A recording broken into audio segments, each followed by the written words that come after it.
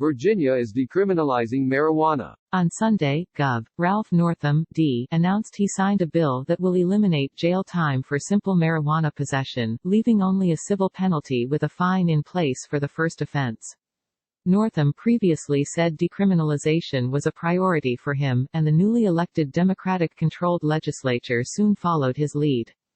This is not full marijuana legalization. Under decriminalization, penalties carrying jail or prison time are removed, but lower-level penalties, like a fine, remain in place and sales remain illegal. Under legalization, all penalties for marijuana possession are removed, and sales are typically allowed. Some opponents of legalization favor decriminalization as a step toward peeling back America's harsh drug and criminal justice policies. They see tough-on-crime policies as too punitive and costly, but they don't want to resort to full legalization, which they fear would make pot too accessible in the U.S. and allow big corporations to sell and market the drug irresponsibly. The concern for legalization advocates is that decriminalization keeps the ban on selling marijuana, which means users wouldn't have a legal source for the drug, and criminal organizations would therefore still have a source of revenue they can use for violent operations around the world. The fines, while less punitive than arrests or prison time, can also cause problems, since they're often applied in a racially disparate manner. Some activists, including the Virginia chapter of the American Civil Liberties Union, oppose the decriminalization measure on similar grounds. They fear that the bill doesn't do enough to dismantle the status quo of prohibition, preferring lawmakers legalize outright instead of taking smaller steps. But state lawmakers and other activists argue that some progress is better than none. So after Democrats this year took control of Virginia's legislature for the first time in decades, they moved to decriminalize.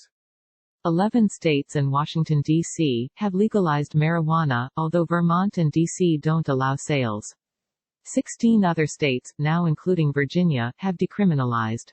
With decriminalization done, activists in Virginia are likely to turn to legalization. The state legislature, for its part, has approved a study on legalization. But while legalization stands to spread across the U.S. this year, so far no state in the South has fully legalized marijuana. Supporters of legalization argue that it eliminates the harms of marijuana prohibition, the hundreds of thousands of arrests around the U.S., the racial disparities behind those arrests, and the billions of dollars that flow from the black market for illicit marijuana to drug cartels that then use the money for violent operations around the world. All of this, legalization advocates say, will outweigh any of the potential downsides, such as increased cannabis use, that might come with legalization. Opponents, meanwhile, claim that legalization will enable a huge marijuana industry that will market the drug irresponsibly.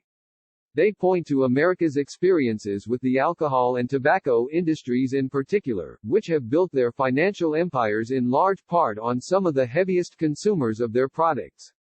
This could result in far more people using pot, even if it leads to negative health consequences. Sidestepping that debate, Virginia has decriminalized cannabis. For more on marijuana decriminalization and legalization, read Vox's Explainer.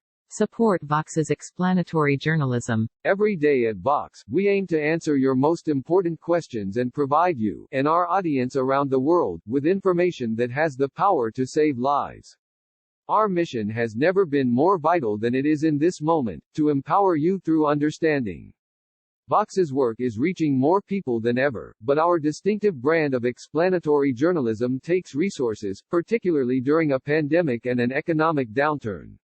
Your financial contribution will not constitute a donation, but it will enable our staff to continue to offer free articles, videos, and podcasts at the quality and volume that this moment requires. Please consider making a contribution to Vox today.